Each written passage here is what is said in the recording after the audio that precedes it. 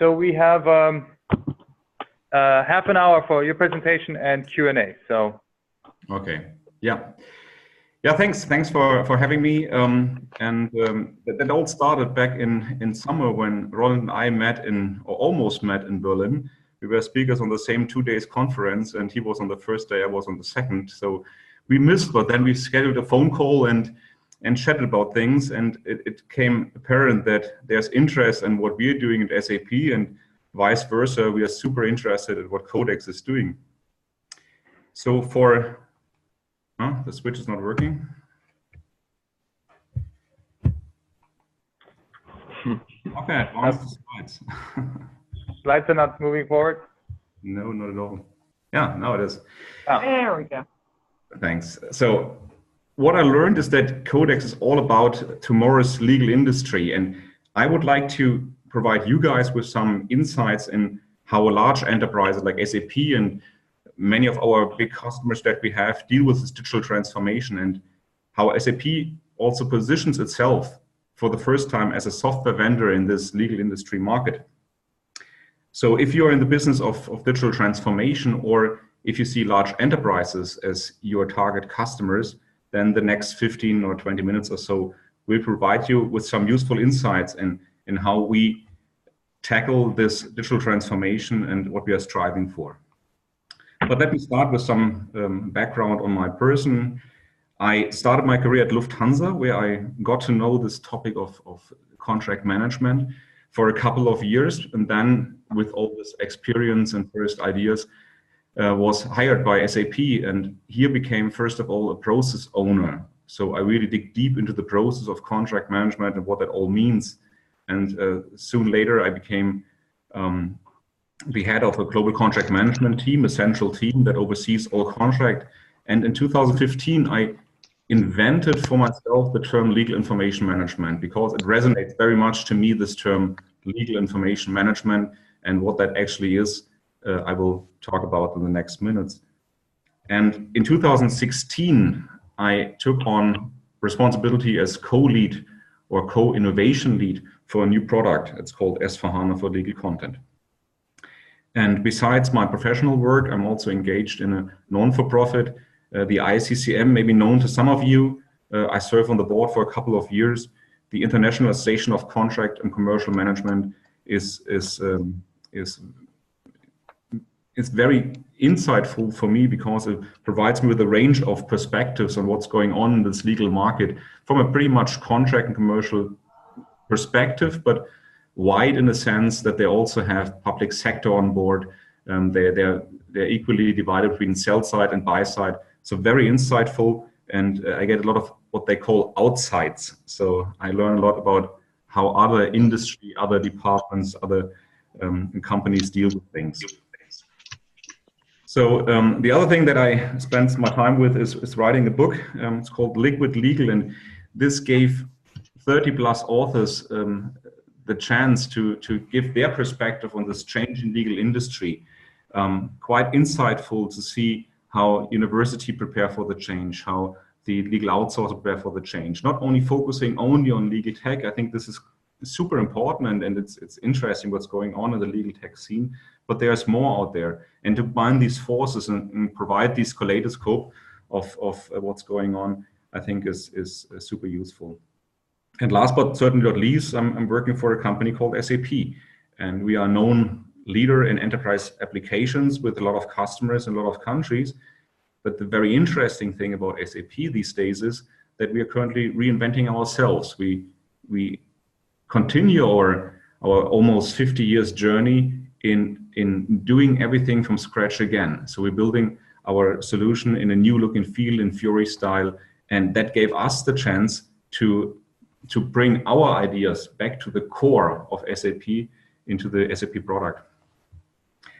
And that all started by mapping our ideas, our GCMS, that's our Global Contract Management Services strategy, to the vision of SAP, which is help the world run better. And our own massive transformative purpose was build everything we do on information. So we formed a legal information strategy in order to become fully information enabled. And maybe that's a term that resonates to you guys, but here in Europe, it was quite unknown, the term information enablement, but that became kind of the guiding principles for us.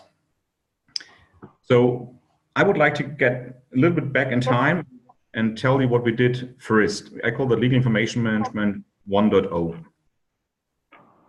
So if there is nothing, just build something. When I came to SAP, contracts were managed somehow, but very heterogeneously, not following a homogeneous a process, nor using a central tool. So when we started to assess how many contracts, for example, SAP uses on a daily basis to run their business, it turned out that this is 350 different contract types. And we stored all the contract types in a central database and asked the board to issue a contracting policy to help us to establish a central layer for all these contracts, which we did in a solution called Contract Management Solution, a central layer for all contracts, be it on the customer side, on the procurement side, on the partner side, and even contract that we assume through mergers and acquisition. Sorry? No, there was no, I don't think there was a question. Okay, some noise. Okay, and even contract that we assume through mergers and acquisition were brought into the central layer. This we built in our own ERP system, you see on the left-hand side, and on top of that, we built very strong reporting capabilities, analytics that allows us really to, in real time, to look into the contract that we had in our system. And for the years, our focus was on two main things, on content structuring on the one hand side, and with that we mean we had to deal with templates. So it's insightful to understand that a company like SAP runs its daily business on roughly 6,500 templates, Word templates that we use every day. Why that many? So on the one hand side, you know, now that we have 350 contract types to serve, but on the other hand, SAP is serving its customers under all jurisdictions almost, and in all languages. So multiply everything by 78 jurisdictions and 28 languages, and then you have an idea on why we have so many templates currently in our system. And one thing about managing templates is also they are word-based, and changing a Word file and bringing it back into our productive system requires quality assurance of roughly 20 minutes. So it's hard work to make all the templates actually work in the system and being auto-populated, for example, in the end-to-end process. And the other focus topic for the last couple of months and years was on digitalization. So get the most out of our tool.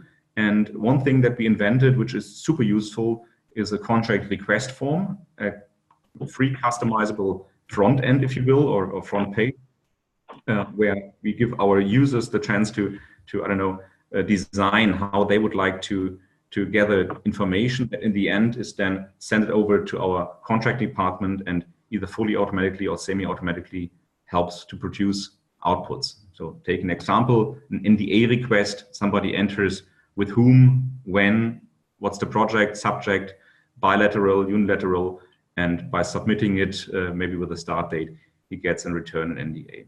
So that's one part, and the other part for sure, no rocket science, but still a step for us and still a step to go for a lot of our big customers and partners out there is e-signatures. We deployed 2 years ago, we deployed DocuSign and see a tremendous uptake in how that is used worldwide at SAP and what that did for our processes.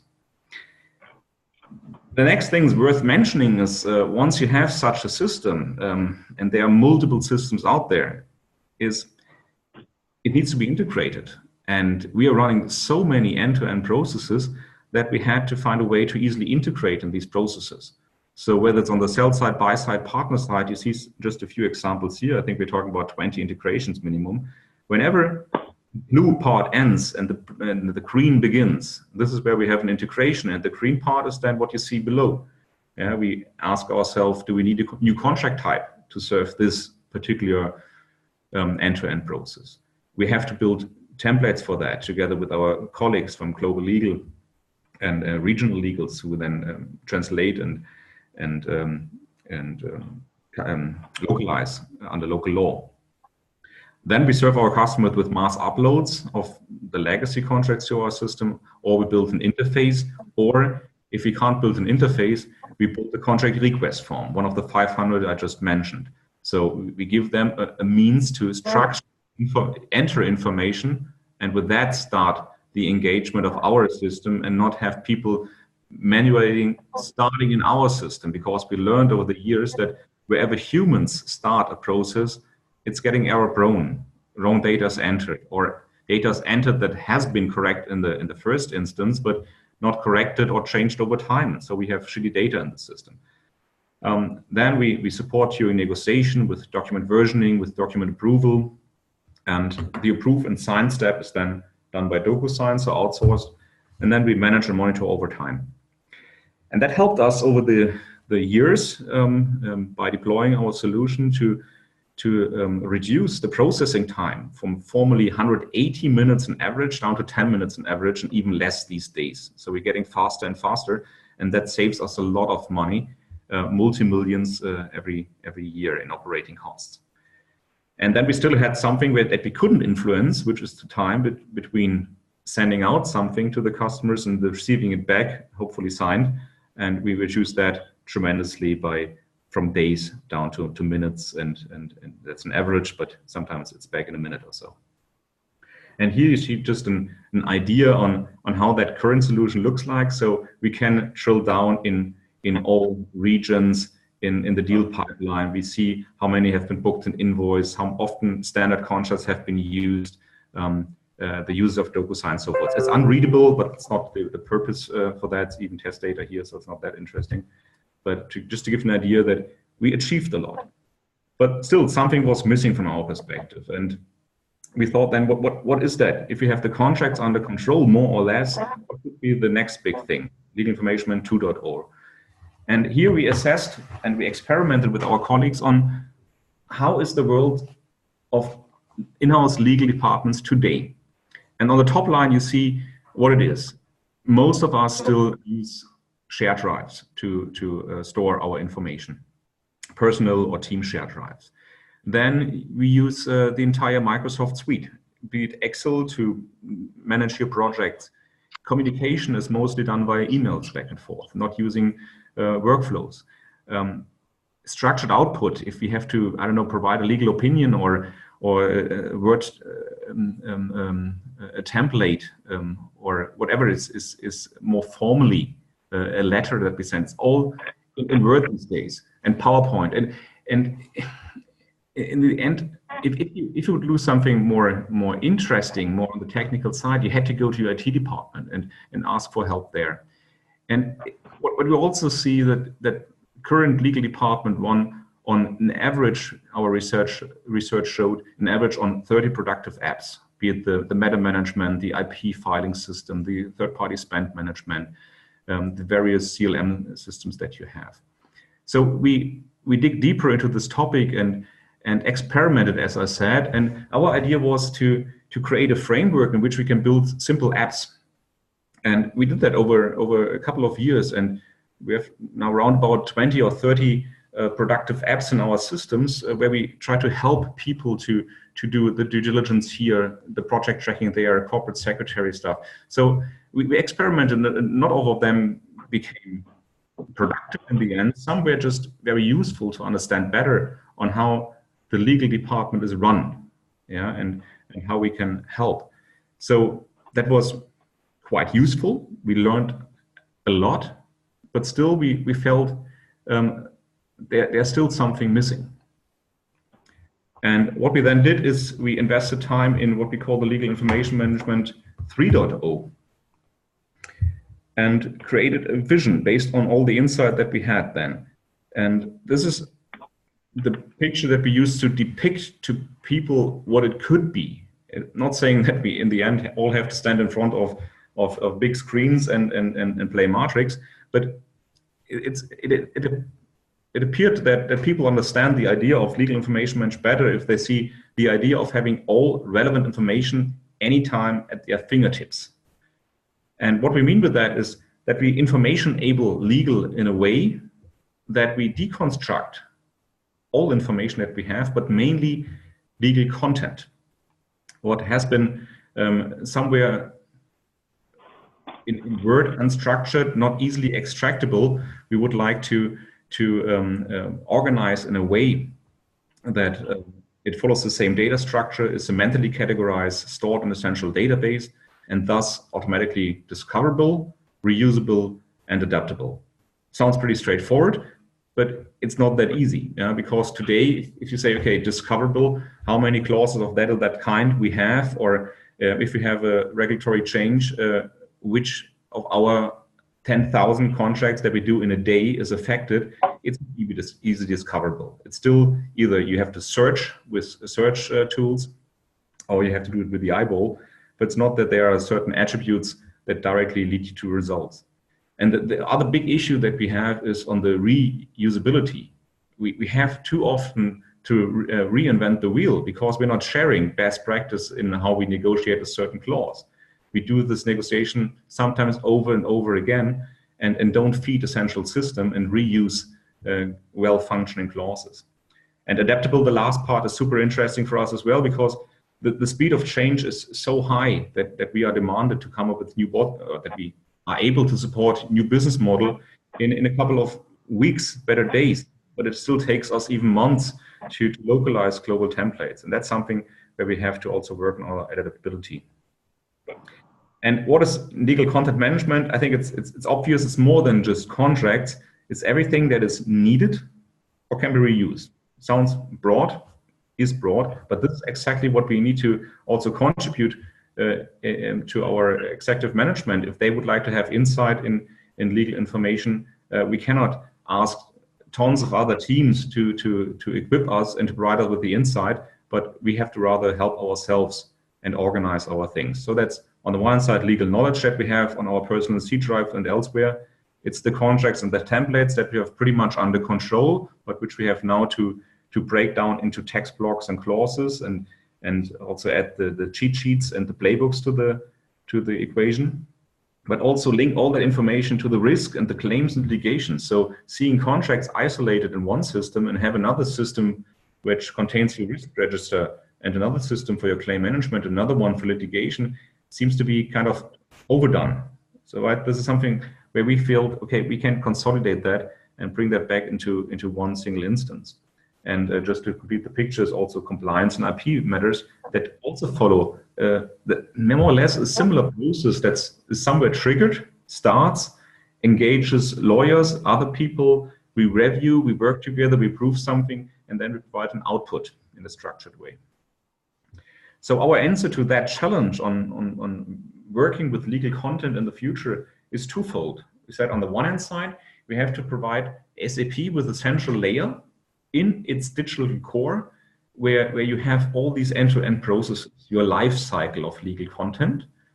But then on the other side, the innovative part here is on the SAP Cloud Platform, we built a legal content assembly engine. So not new, there are some out there in the market, but an approach to deconstruct content into clauses, store the clauses in central library, and templates which are not more than a skeleton, and pull from the library the relevant clauses, and that be way more flexible and able to really modularize the way you work and speed up tremendously the way we work. So that in the end led us to a phased approach where we said, okay, more or less our customers out there, the big, large enterprises, legal departments are pretty much still in phase 0. They have a folder and file management and a zoo of applications on top, right? So the first thing that we can add to the equation is the central layer to optimize the way we work, yeah, and make the processes that we run more efficient. The next step is then this content structuring that I just described in order to generate optimal outputs. But that's not enough. The next phase that we consider is smart content management, yeah, that we already have a system set up in a way that we can provide proactively the right output in the right processes. And then the fourth phase, which we call artificial intelligence, where we use all the insights that we have and the way we work in a structured way to even go further. I don't want to go into these phase 3 and 4 too deep right now, because I think if you're not starting on phase 1 and 2, kind of a spring cleaning and get the foundation right, people too fast jump on phase 3 and phase 4 and talk about blockchain and machine learning and all the great things they could do, but they are not really in control of the very basics. Yeah, where are the contracts sitting? How much litigation they have? How much claims they have? What are the risks associated with the contract that they just signed and stuff like that?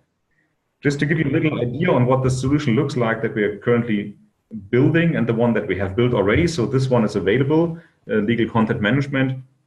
Here, for example, this request for legal content is something that's available. So in a self-service form that you fill out, you can fill out the fields, and by pressing submit button, a legal transaction is triggered, and somebody gets then notified and simply presses the approval button, and with that, the legal transaction is created. And just to provide you with a feeling on the look and feel of such a legal transaction, that's just a drill down here into, for example, the task management that we have, where somebody predefined which task the person has to go through in order to fulfill this specific legal transaction. And that's super powerful, because we can now really define on a country level or product level what tasks have to be fulfilled by people. And once you have deconstructed the activities, the flow of processes in such a granular way, it becomes very powerful, because then you can allocate work more effectively to people. You can say, okay, these 2 tasks are with the law department, but maybe the other 4 parts are with the outsourcer or with a click worker somewhere. And then at any time in our solution, you can click this little button here, top right, and with that start the co-pilot. And with that you can chat, and then have the chat either directly linked to the transaction or kept separately. And for sure, everything we do is now fully reportable, and you can create dashboards and overviews like that. It's just a mock-up, because that's the solution that's currently deployed. Would that be it? Will there be a legal information in 4.0? Certainly, we are working on that. We have ideas on that, but I leave that rather to Q&A, and stop here with 3 takeaways from my end for a successful legal department. First, I would say you have to come up with your own legal information management strategy. You need to know what's super important for you, what's the information management required in order to provide your executive with the insights and the value that they need. Secondly, promote what we call a structured information mindset. So people having an idea how legal tech works can better work with legal tech and can come up with better results. And last but not least, I think it's super useful to have a dedicated team that drives legal information management, because you need a certain skill set and a cross-functional team that combines different skills in order to be really successful in this digital transformation. And with that, I would like to end, and thank you. Great, thank you, Kai. Right. Any questions for Kai? Thank you so much for the presentation, Kai. I've negotiated many times on the other side of SAP on your contracts. You guys are very successful at keeping your contracts homogenous and like not deviating from your standard terms. So a comment is that I'm sure there's lots of people, contract negotiators out there, that are going to have a much harder time negotiating contracts now. But how does your program work where there are kind of minute changes to the contract from a word perspective, but they change the legal position quite a lot? You mean in the process of negotiating and sending back and forth your red lines? Yeah, that's right. Yeah. So what our and this is to the point. Good question. So what our system in the current state does is it optimizes really the in-house processes where you can set up the best possible templates and structure all the default clauses that you might have in the certain negotiation. And you can even go beyond that and say it includes also previously negotiated terms. So I could go into a negotiation with BMW and not only have my default values and my alternative clauses, but also the BMW clause that I know from the past. So that would be possible. But you raised a different point, right? You raised the point if the counterparty says, I would like to negotiate and would like to enter text.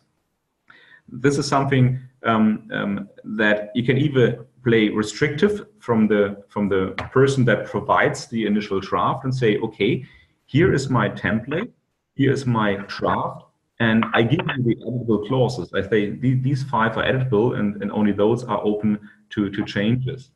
But you can also say, and that's something we are working on conceptually, is I think the world, and not SAP only, is lacking a common legal platform, a place where we can collaborate jointly without being constrained with formatting. So what we do today is kind of odd that negotiation is currently an exchange of emails with attachments, and then each party takes the attachment, downloads them on their C drive, do a comparison to the last version they have sent out, store both the comparison and the received version, and create a third version, which is then the new version 3 they sent out again. And we're just collecting so many attachments on both sides. We could completely skip that by going on one platform. And there are great tools out there that you could use. Everyone has one. And that's the big issue, that the first thing is that starts negotiation is a battle of tools, which room to take, and one feels comfortable, the other side feels not so comfortable with this tool. So that's something, I think, for the true digitalization of our profession, something like a common legal platform is a must-have. Else, there will be the Darwin's law of the person with the greater power just imposes their standards. Sorry, that was a long answer to your question. Thanks, Kai. So I have another question. Do you have in your strategy vision for including sort of the startup community? It's for many early stage companies. I think it's one of the pain points is sort of the integration with ERP systems. And is that something that you guys are thinking about, including sort of early stage companies in contract management or other legal knowledge management that could enhance your basic platform? Yeah, so we work on two ends. One is the typical way we deal with partners is co-innovation agreements, where we invite startups, and what is new for SAP, that we even invite very small startups. Yeah, so could be even some that are just founded, if they have great ideas, and then we give them access to our current test system, and they take information from our system, enrich it, do whatever magic they can do, and then provide the output back to our system. These are the typical co-innovation engagements that we have. But on top of that, we also see this common legal platform that we have set up as a concept. And I was about to demo that, but then I recognized that I don't have time for that. So we started mocking that up, just to give the people an idea on how super useful a common legal platform would also be for small startups. Instead of doing point-to-point integration in each of their customers they have, which is super high effort for them, and if the first proof of concept is not even paid, yeah, that brings them out of business. So our idea is to say, if they would integrate in the platform, and the platform would allow for central interfaces to the Salesforce.com, into the SAP, into the Oracle, and the IBM, that would be a huge win for the entire industry and speed up things tremendously. But here you have to bring together the right sources. And so we are super happy to co-lead that or to support here. But I think we need to bring together those forces that really advance our legal industry here. So, yeah. Yeah, thanks. Any other questions? Anyone? No? Anyone online? If you have a question, you can unmute yourself, or you can also use the chat to ask the question.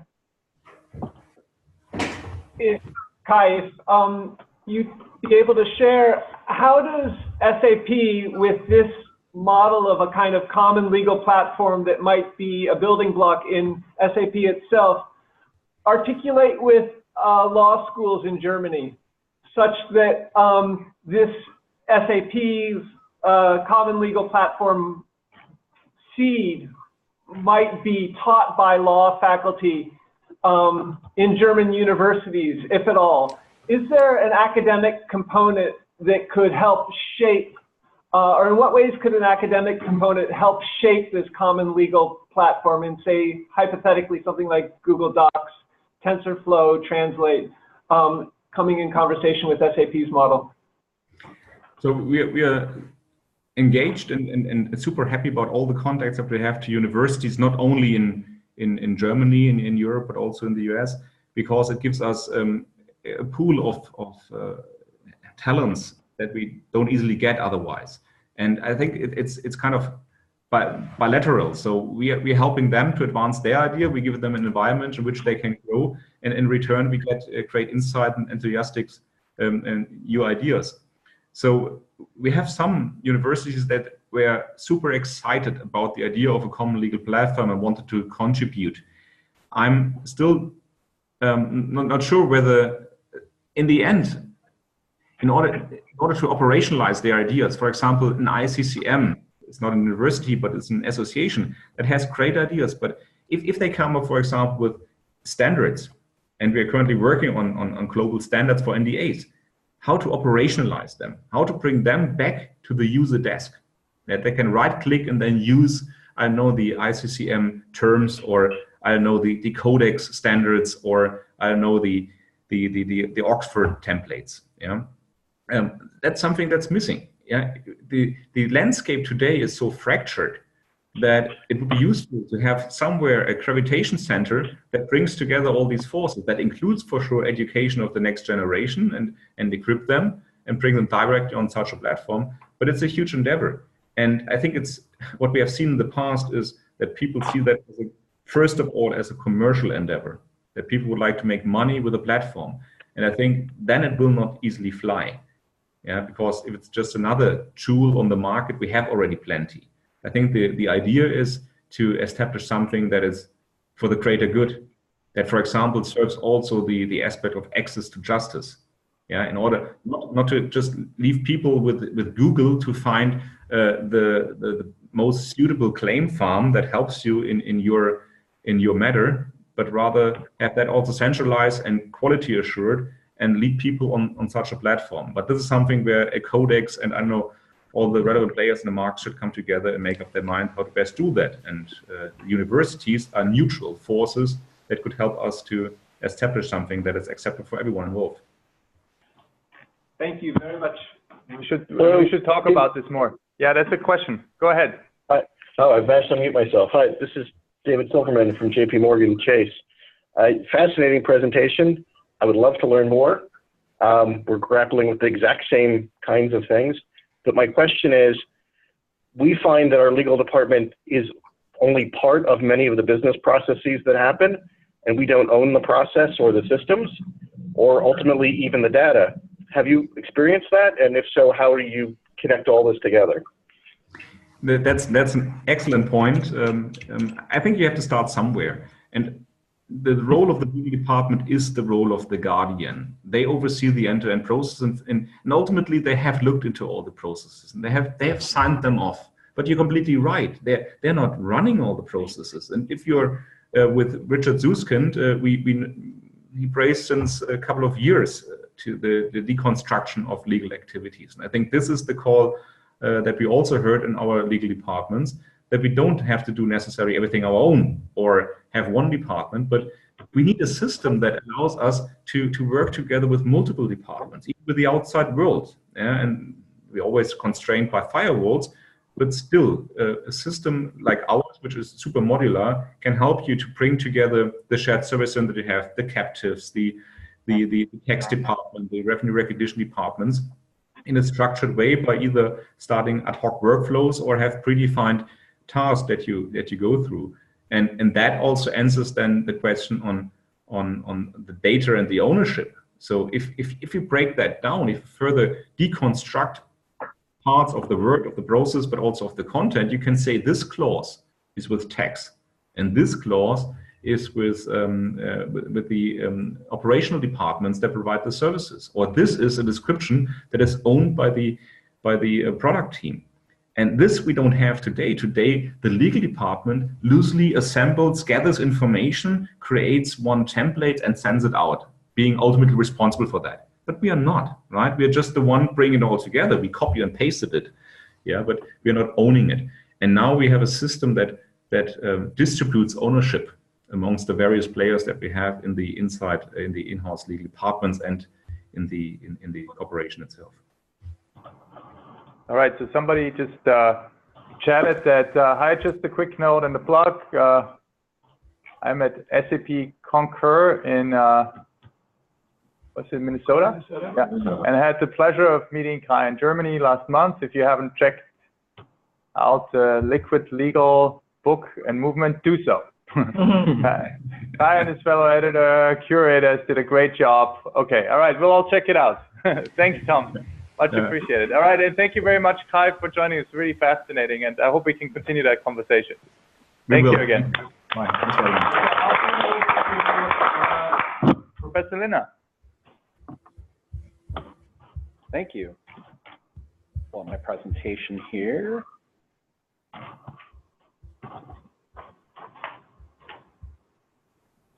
All right, well, so this really begins here at Stanford. A year and a half ago at the Future Law Conference in 2016, Jim Sandman, the president of Legal Services Corporation, gave a talk, really great talk. He talked about 10 different ways to improve access to legal services. And one of the things that he talked about is that we need to stop ranking law firms based on revenue and profit, and we should be ranking them on their adoption of technology.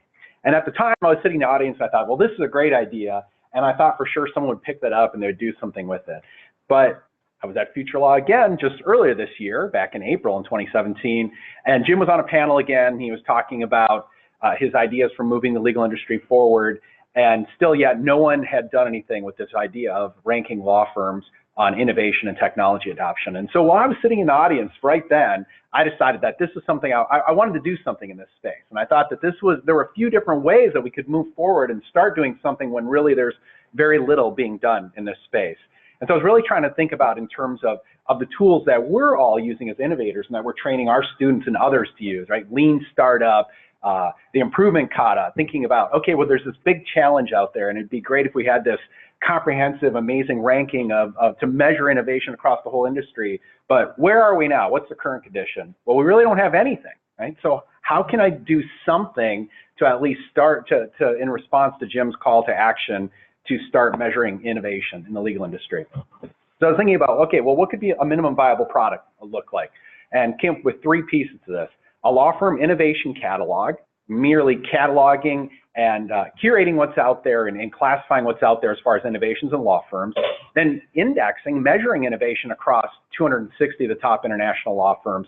And then creating a prototype for a law school innovation as well. So I went back to Michigan State. I got some of my students on board to help me, Sean Acosta, Andrew Burgess, Jameson Joyce, Anita Western, and our legal R&D fellow, Jordan Galvin. And we put together the first part of this over the summer, the catalog of law firm innovations and the law firm innovation index.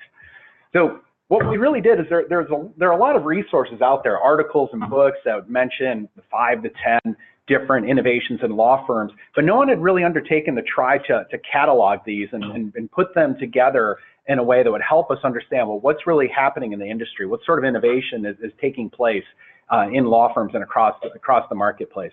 So I've got a list of some of the resources that I consulted up there. And also I want to recognize Carla Swansburg at Blake, Castles and Graydon in Toronto, who had been, like a lot of law firms, doing research in this space, and she contributed some of the research that they had done so we could seed the catalog and get it started. So I gathered all this information, we put it in a Google Sheet, and then used Tableau to create some visualizations. And this is all of this is available on the web. It's all open and widely available. The metrics are all there, transparent and available at legaltechinnovation.com.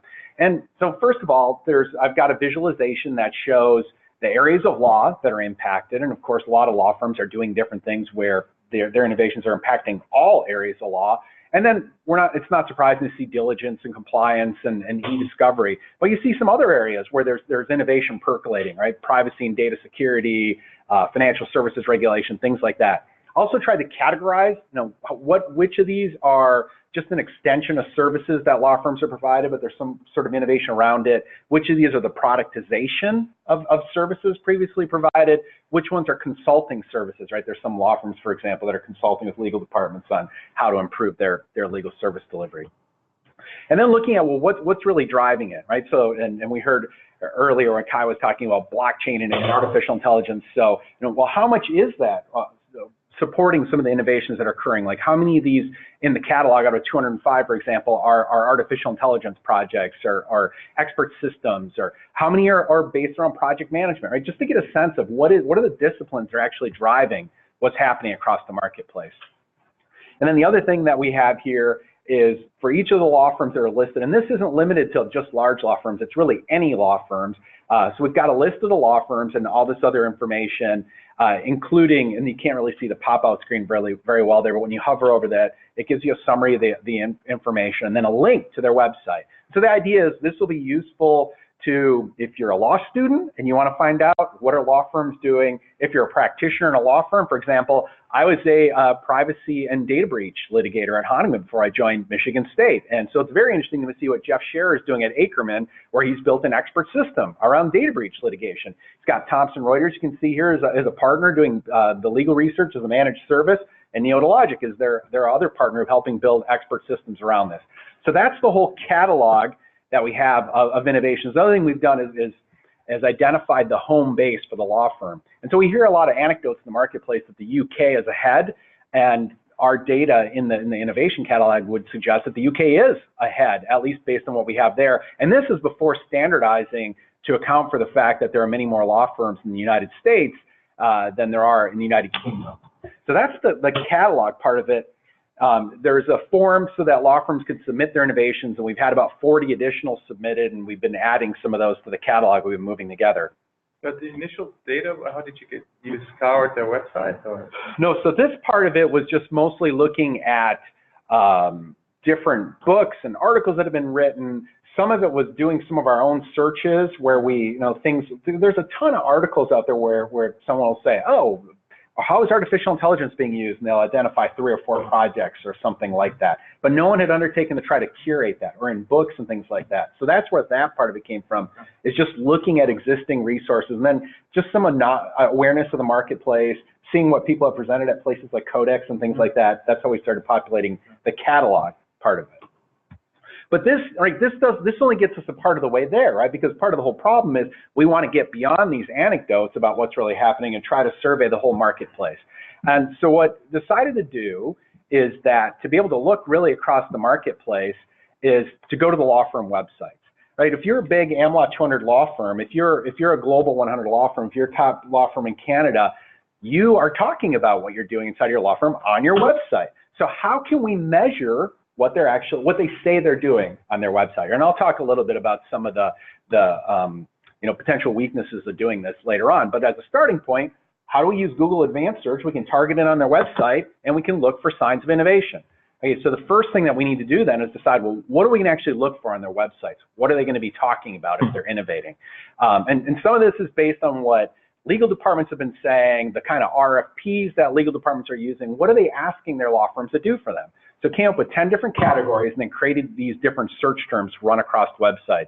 The high level categories being alternative fees, project management, process improvement or an innovation framework, knowledge management, automation basics, data analytics, artificial intelligence, legal operations, proactive law, and blockchain. Now the last one, blockchain, is a little bit of a hybrid because that is a little bit maybe more substantive, but there are people who are thinking about how would you use the blockchain for improving legal service delivery as well. So we looked at the AmLaw 200 websites, Canadian Top 30 and Global 100, and there's overlap across those categories. That's how we ended up with 260 law firms. Okay, so the first thing we get is you aggregate that data and you can kind of get a sense for what are the law firms talking about. Now, it was interesting that blockchain came up with the highest number of hits. And some of that could be some artifacts for how the searches are actually done by Google and their estimates for the number of search hits. But for relative comparison, this is really useful to be able to see that. We also saw a high number of hits for number 2 was project management, right? And so that was really interesting to see the penetration in the marketplace and the number of law firms talking about project management. Right? And so you can see the other categories here. Artificial intelligence was the 3rd highest. But so we went across all those websites and aggregated that.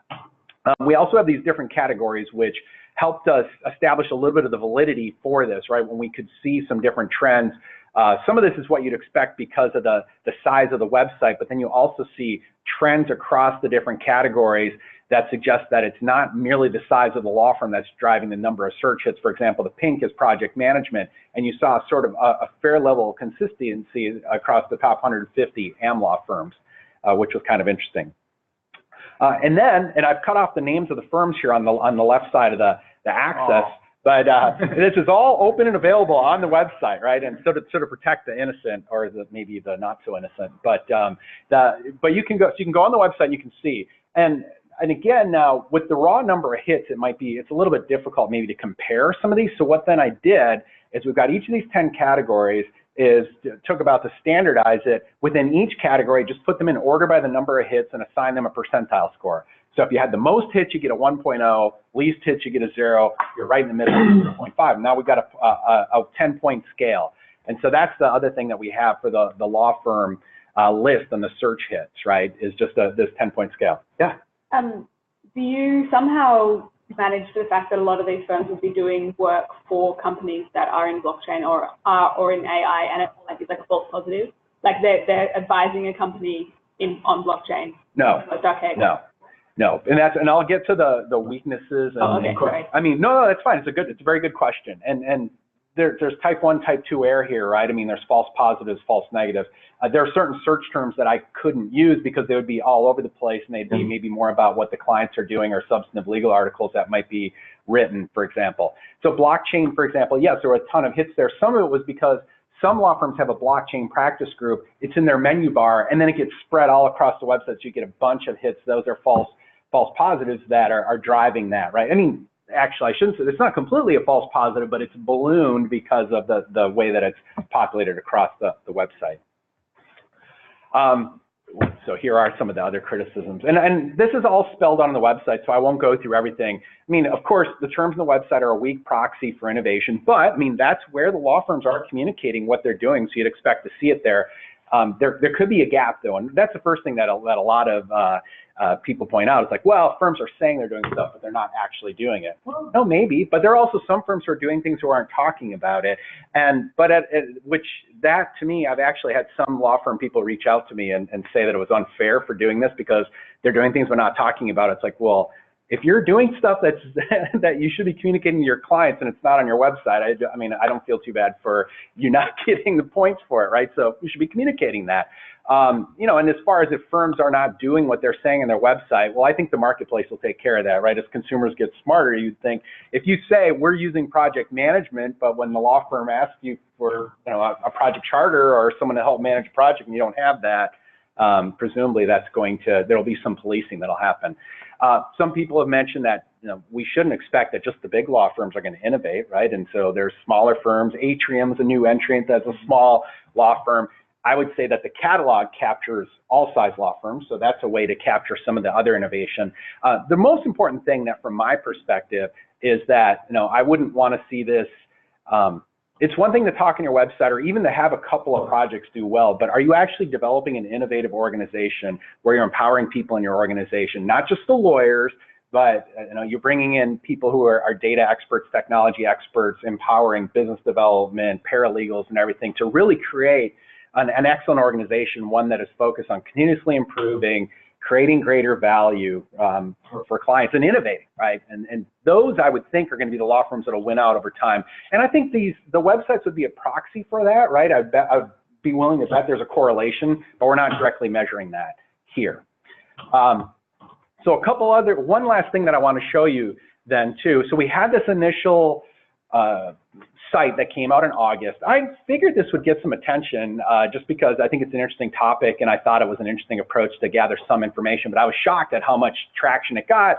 Got a lot of, there were a few articles written about it, so a lot of people had some really positive things to say about it, which was exciting and kind of made me think, okay, I got to do the law school piece of this now because I think this is an area where we also need to do some work. I mean, there's talk about, you know, the usual suspects like, oh, there are law schools that are innovating. You've got CodeX at Stanford, and you've got, you know, Georgetown's done this, and Michigan State, and it's like, well, but what are they actually doing, right? And what are these different programs? Like, how do we kind of figure out what the baseline, how do we start describing what's going on and start measuring what's happening out there, including so that we can get other law schools on board to start doing some of this stuff as well, right? So to do this, I wanted to put together a prototype. And I started off, I thought at first I could maybe look at like 15 schools that have been recognized, that are commonly looked at, but it just kind of kept growing and growing. And finally I got to a point where it's like, okay, and actually when I first released there were 38, and then I came up with two more that have really kind of been recognized as innovating in this space. So how can we describe what they're doing there? And my focus was really on legal service delivery innovation and technology disciplines that are taught, and also then just looking at how they're supplemented by law and tech courses, right? And I think for a long time, law schools have thought about, like, you know, what's the law for intellectual property? What's the law for artificial intelligence? And what's the law for blockchain now is really hot, for example. That's really important. I think we ought to do that. But that doesn't get the lawyers thinking about, okay, what is our business? How do we deliver services? How are we going to actually improve legal service delivery? So that was really the foundation of this. So came up with 10 categories, and to look to see if the schools were teaching classes in these areas. Are they teaching law students about the business of law, talking about process improvement, which included design thinking in that category? They teaching them about leadership, project management, innovative / entrepreneurial lawyering, right? Not the law of innovation, but lawyers actually thinking about how to create new legal service delivery models, computational law, empirical methods, data analytics, applied technology, actually building things using tools like Neota Logic, Stanford Worksheets, Think Smart to actually build things, and then technology basics, right? Just learning how to use basic technology. If you leave law school these days and don't know what metadata is, right? The law school has failed you, just like learning how to use those basic tools that all lawyers use. And then also measuring these other law and classes. We've been seeing for a little while now cybersecurity classes, e-discovery classes, and we're seeing more and more artificial intelligence and law and blockchain and law classes. And then, so when you come up with those 40 schools, this was just a chart really of the legal service delivery and innovation disciplines that are taught there. And I'm very careful to point out, this is not a ranking. This is simply going and seeing who's teaching at least some of these disciplines. And you know, there's a handful that are teaching quite a few. There's a few that are teaching some.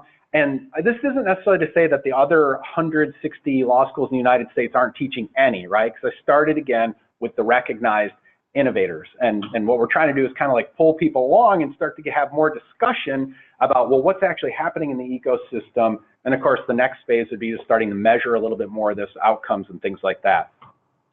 And then this is just a slide too, talking about, right, there are a lot of centers at different schools, but part of the idea here is informing consumers, prospective law students, current law students, alumni, employers, right? And you know, it's great if a law school has a center on improving the delivery of legal services. What I'm really trying to look for here, though, too, is prospective students should be looking, are they actually teaching classes around this? Are they doing things that prepare me for the future of the practice of law? And then there's just a summary page there, and I don't know, it's a little difficult to see, but that's Stanford, for example. You can highlight any one of the 40 different law schools, and then there's all the different information about the courses taught and everything there. It's, as I said, it's had a greater, it's gotten greater, well, I shouldn't say impact, let's just say it's been consumed, it's been read, it's been viewed. The Tableau visualizations have had over 15,000 views. There have been quite a few articles written about it, so that's been encouraging. And you know, I'm really excited about doing some more work with this, because I think it has a long way to go. It's frankly, I'm a little bit sheepish about as much intention as it's got, because it's just like, that kind of shows you how low the bar is maybe for innovation in law, the fact that just kind of describing what people are doing out there has gotten so much attention. But you know, I'd like to do some surveys of law firms. I'd like to standardize the data and do some more analysis of the data. I've got a lot of traction from international law schools who want to be included on the index and would like me to expand the index to international law schools. So I'm looking forward to doing that. And so now again, that's the web address. It's all there. It's all available. All transparent. I'd like to keep it that way, absolutely going forward. And you know, it's really meant to be a minimum viable product. I've gotten some good feedback from others, and I'd love to hear any questions that you have and any feedback that folks have here. Great, thank you, Dan. Awesome. Questions for Dan? So go ahead. No, go. So have you spoken to any legal departments and corporations, and do you have a sense of whether this is actually driving a market for technology within the law firms? Like, is there any pressure that the departments are placing on them based off of your index? Yes, I mean, I can share some anecdotes with you. I mean, I've had more than a couple of legal departments reach out to me, and a couple of them have told me that they want to use this in connection with a convergence program. So you've got some of these large companies who have 1,000 or more law firms, and they're trying to figure out some sort of a reasoned way to reduce the number of law firms they're using. And this is a data source. There's not a lot of data out there, and so some of them said that they're going to use this. I've had quite a few law firms that have reached out to me, some because they were very happy with and how their firm was portrayed here and wanting to supplement information. Others who weren't so happy, perhaps, and wanted to ask questions about it and figure out kind of, you know, how they could do better and what it was being looked for. So, I mean, I think one of the things will be interesting to see. I mean, a couple of people have said to me, it's like, oh, well, you know, like now law firms are just going to change their websites. You know, I think actually a component of this is exactly that, right? That we should have more common language around what this means and how people talk about different things. And I think there's a need for doing that. But I think, you know, I want to drive deeper and learn more about it. And there does seem to be a relationship. I mean, you know, Bill Henderson, who knows a lot about this whole space, and others have said there seems to be some facial validity to how this has worked out, right? Like what they know about the marketplace. And so it's been, you know, most of the feedback I've gotten has been pretty positive, and people have been talking about how can we make good use of this, and in our discussions with our law firms to continue to get them to innovate and use technology. So Dan, moving to the law school case, how did you analyze the law? What was the mechanism for deciding what course area? Did you have people looking at each humans looking at it rather than trying to use some kind of Google Analytics or something like that, right? Yeah, yep. We went to each of those. So Jordan Galvin and I created that list of the 40 law schools, and then we went there and looked at the courses taught. And really, this is something I've been doing ever since I was at Honigman, and I've been at Michigan State now for almost 3.5 years. And right from the beginning when I started really kind of doing this research, just like, okay, what are they teaching at Stanford and what are they teaching at Georgetown? So this is kind of like research I've been accumulating for a long time, but yes, looking at the classes.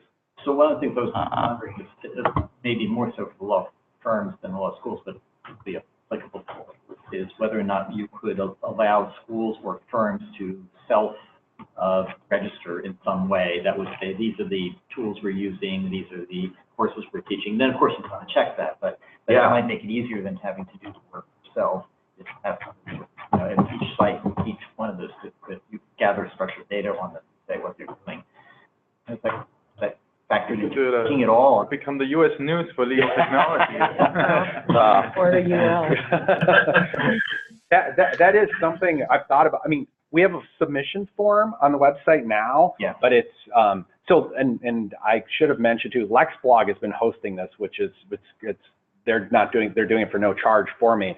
I've talked with them about creating a better form, but yes, of course, I know, man, and something that I know that I've looked at and I'm very interested in is your startup database here. And I don't know, I'd be interested in hearing what kind of technology you have in the back end, but yes, a form of crowdsourcing this or putting it on the law schools and law firms to update and then have someone on our side confirming that the information is accurate would certainly be a better model over time, especially once we have it started. Yeah.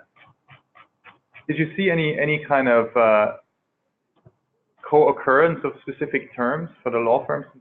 For example, like, you know, if a law firm has blockchain on their website, they also have AI on their website. Yeah, that's a good question. I mean, I haven't analyzed for those sorts of correlations. I mean, and there's a lot of work I think left to do just to analyze the data. It was like, when I got the data, it was like so much data and simply just kind of the basic descriptive statistics were, but yeah, I haven't really done much in that way of that type of analysis. Great. Any more questions? Anyone online maybe? Yeah, hi, Daniel Gutierrez from Mexico. I wanted to ask you about any view into Latin America and also China. China, they're supposed to be doing a lot of work in this field. Yeah, well, there are a couple of Chinese law firms that are part of the Global 100. And so if you see the slide there, I've actually got, and I don't remember how many there were here, but you can see some of the averages for the Chinese firms. And there was 1 or 2 Brazilian firms that were also in the Global 100. You know, and I've had a couple people who have asked me, and of course, the other thing I could do is expand this sort of analysis to, you know, the NLJ 500, and really there's no limit to expanding it to other law firms. But so there were a couple that were picked up, and, you know, it was kind of, there are some issues too about some of the international firms, where some of the international firms, for example, have multiple languages. And so if I really wanted to fairly evaluate Chinese websites, for example, I'd have to take that into consideration, say, versus a UK law firm. And I haven't really fully thought through kind of like how to deal with some of those issues. But so there are a couple represented here. My question goes around a language focus. Namely, that seems to be a significant limitation to innovation in any language. So if there was a way to privilege in your index advances a firm was making in terms of natural language processing and these various sort of categorizations, that would open an opportunity. And then parallelly with machine translation and the growth opportunity of 200 nation states and 200 nation states official languages in their law firms, there would be a very cool expansion of your index potential around, have you given a thought to privileging language as the limitation and the opportunity for innovation in your indexes? I haven't given that much thought, but I mean, I think that, yeah, that's a great idea because, and I mean, certainly we're seeing that develop, but it's not probably not in a very structured way, I don't think. So, yeah, that's interesting. All right, the final question. It occurs that we might want to, legal tech index might want to do similar things, tech providers to say how many customers are you, how many law firms you have, can we cross-reference them, and you might be able to use that. You might be able to use that. You might be able to use that data in the opposite direction. Say, law firms have our customers of these. Yeah, that'd be very interesting. All right, well, let's close here. Well, thank you all for coming today. I think we had a great session today. Thank you to speakers today. We had a great year. This is the final session this year. I really appreciate everyone who's coming here and really, you know, contributing so much to the success of those sessions and our center. And same to everyone online. Thank you for being faithful friends of our center and participating in our sessions. And I look forward to seeing you all next year. All right, thank you. Thank you again.